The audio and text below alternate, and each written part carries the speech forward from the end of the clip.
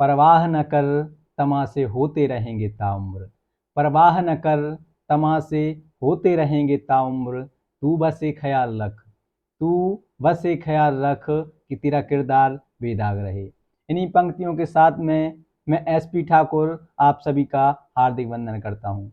दोस्तों, जैसा कि हमारा उद्देश्य है कि आपको ट्रिक के माध्यम से GK/GS में निपुण बनाना, तो आज मैं फिर आप सभी के साथ में ट्रिक के साथ भारत के राष्ट्रीय उद्यानों को बहुत ही आसान तरीके से याद करने वाले हैं, जिनमें बात करेंगे उत्तराखंड के राष्ट्रीय उद्यान, असम के राष्ट्रीय उद्यान, कर्नाटक के राष्ट्रीय उद्यान और राजस्थान के राष्ट्रीय उद्यानों को ट्रिक के माध्यम से याद करेंगे। साथ ही जो विशेषताओं वाले राष्ट्रीय उद्यान हैं उनको विशेषताओं सहित जानेंगे। तो चलिए दोस्तों, बिना समय लिए वीडियो करते हैं शुरू। सबसे पहले उत्तराखंड में स्थित राष्ट्रीय उद्यान। तो उत्तराखंड में स्थित राष्ट्रीय उद्यानों में आपको कौन सी ट्रिक याद रखनी है? इसमें आपको ट्रिक याद रखनी है कि राजा जी देवी गंगा को फूल चढ़ाओ। जो गंगा नदी का उद्गम है वह कहाँ से होता है? तो उत्तराखंड से ही निकलती है। तो आपको ये ट्रिक याद करने में आसानी रहेगी कि आप क्या कह रहे हो कि राजा जी देवी गंगा को फूल चढ़ाओ। किसको फूल चढ़ाओ? देवी गंगा को। अपने यहाँ पे नदियों को देवी या माँ का ही दर्जा दिया जाता है। तो चलिए इनको एक एक करके देखते हैं। राजा, तो राजा से क्या जाएगा? राजा जी राष्ट्रीय उद्यान कहाँ पर है? तो उत्तराखंड में है। जैसा कि मैं आप सभी को बता चुका हूँ कि ये सभी जो ट्रिक है वह किस पर है? तो उत्तराखंड के राष्ट्रीय उद्यानों पर आधारित है। इसके बाद जी, तो जी से क्या जाएगा आपका? जिम कॉर्बेट राष्ट्रीय उद्यान कहाँ पर है? तो उत्तराखंड में है। बार बार आपको बताने की जरूरत नहीं है क्योंकि ट्रिक ही किस पर है? उत्तराखंड पर। इसके बाद देवी, तो देवी से क्या जाएगा? नंदा देवी राष्ट्रीय उद्यान। गंगा का गम ले लेंगे तो गंगोत्री राष्ट्रीय उद्यान।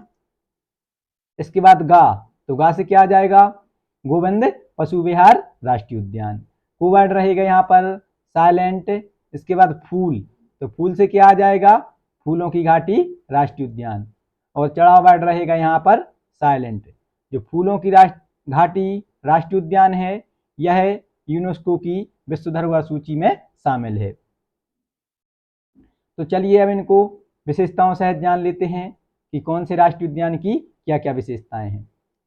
सबसे पहले बात करते हैं राजा जी राष्ट्रीय उद्यान की। तो इसकी स्थापना कब होती है? 1983 में इसकी स्थापना होती है।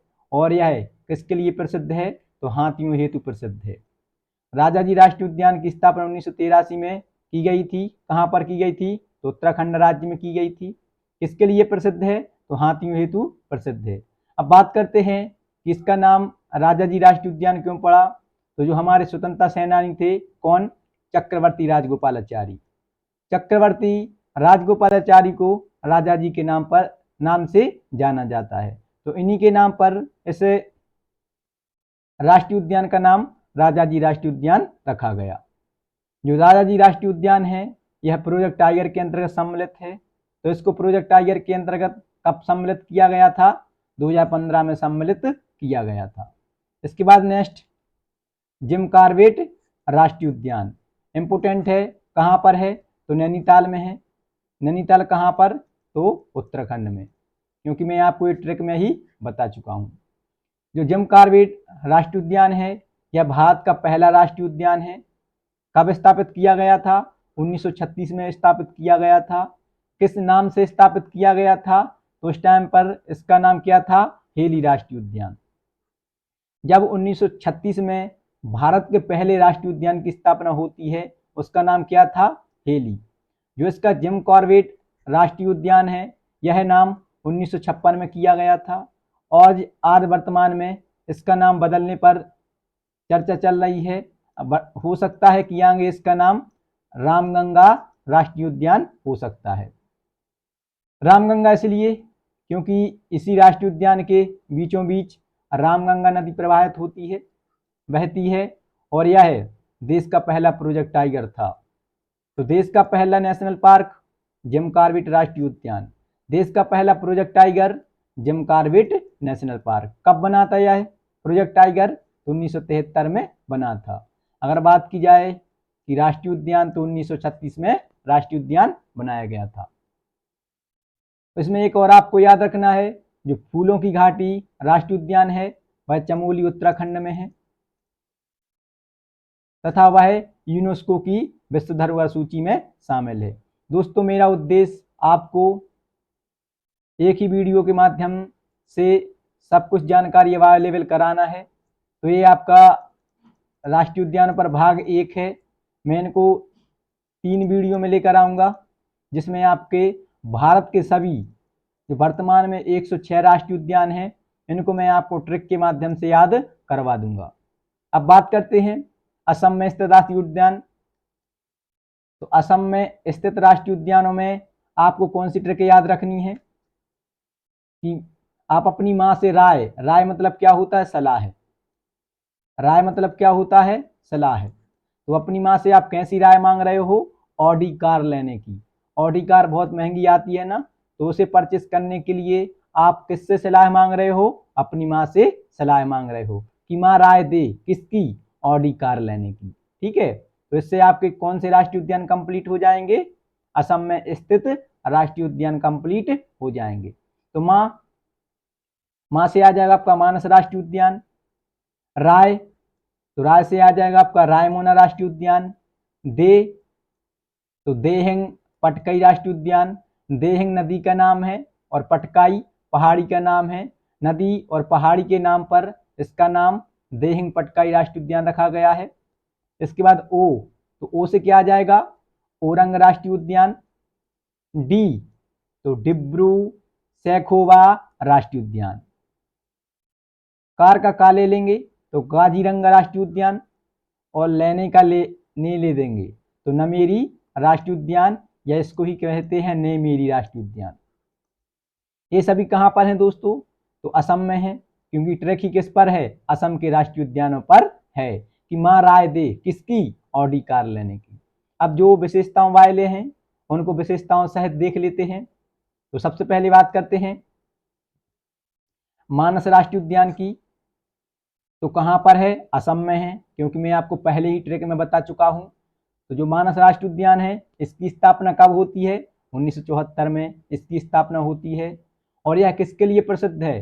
तो एक सींग वाला जो गैंडा होता है, जो ओनली विश्व में सिर्फ भारत में ही पाया जाता है, उसके लिए मानस राष्ट्रीय उद्यान प्रसिद्ध है।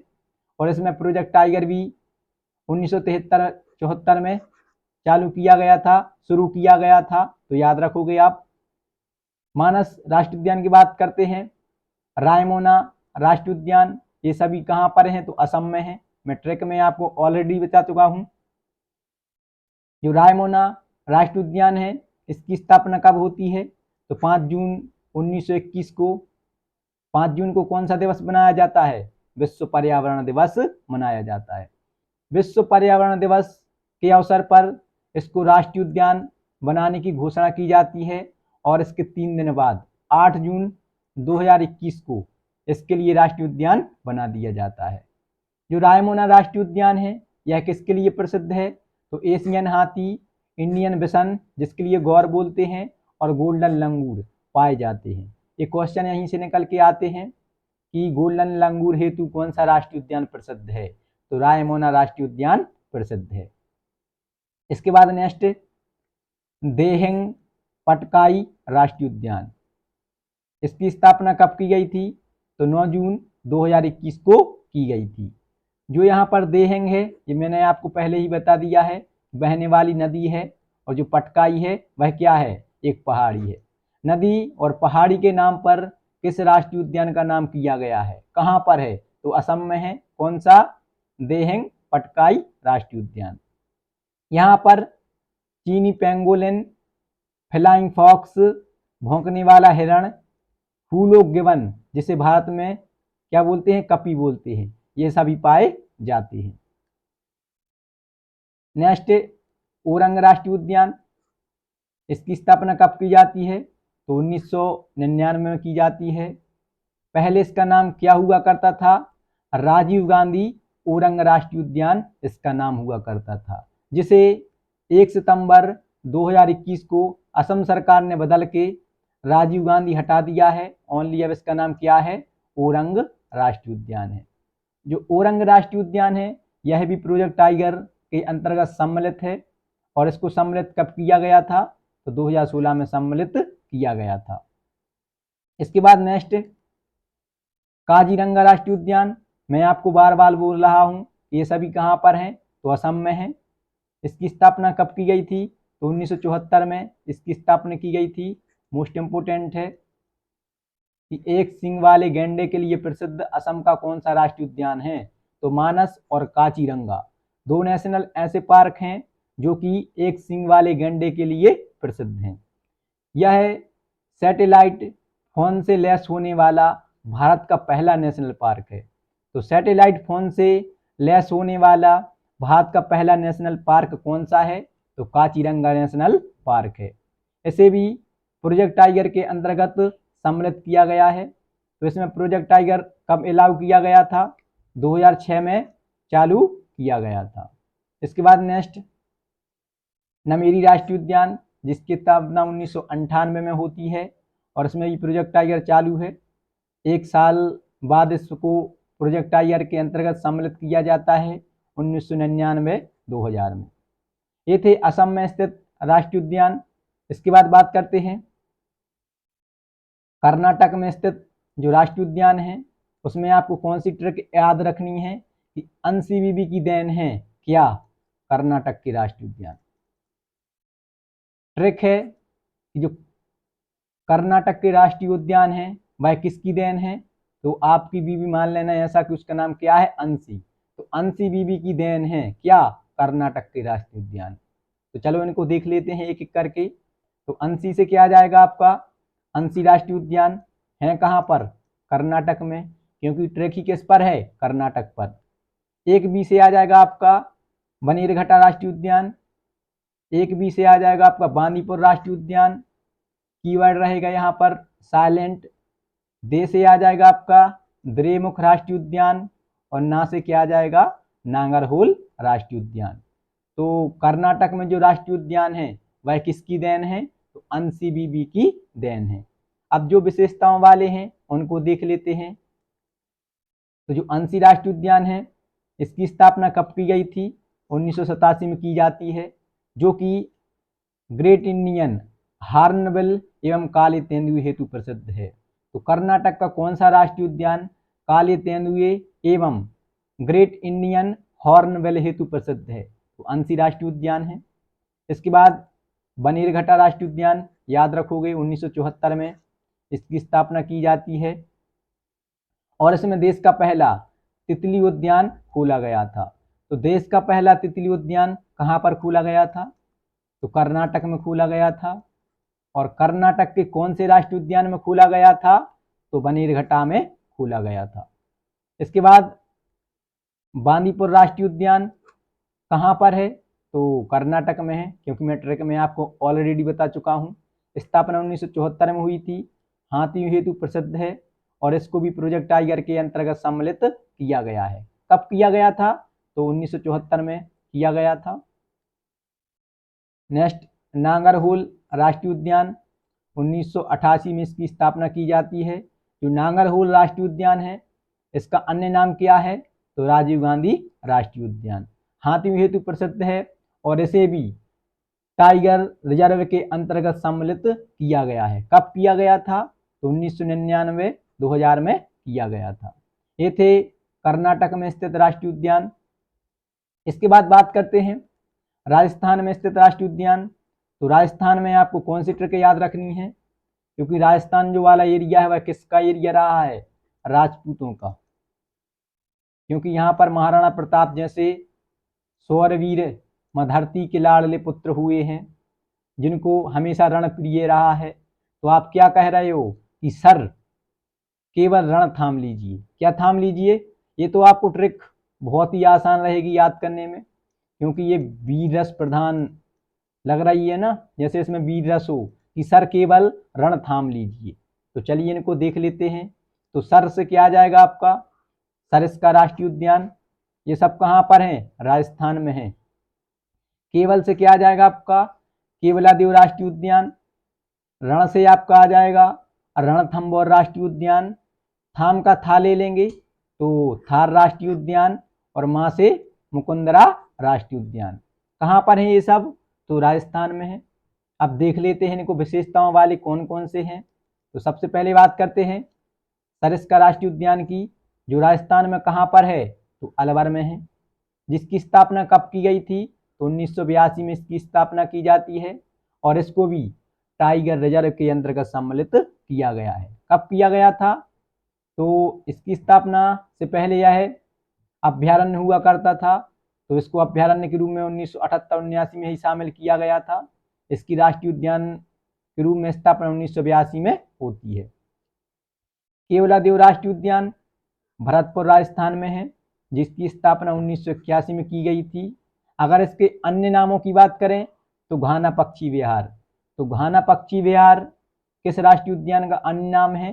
केवलादेव राष्ट्रीय उद्यान का। इसके लिए पक्षियों का स्वर्ग भी कहा जाता है।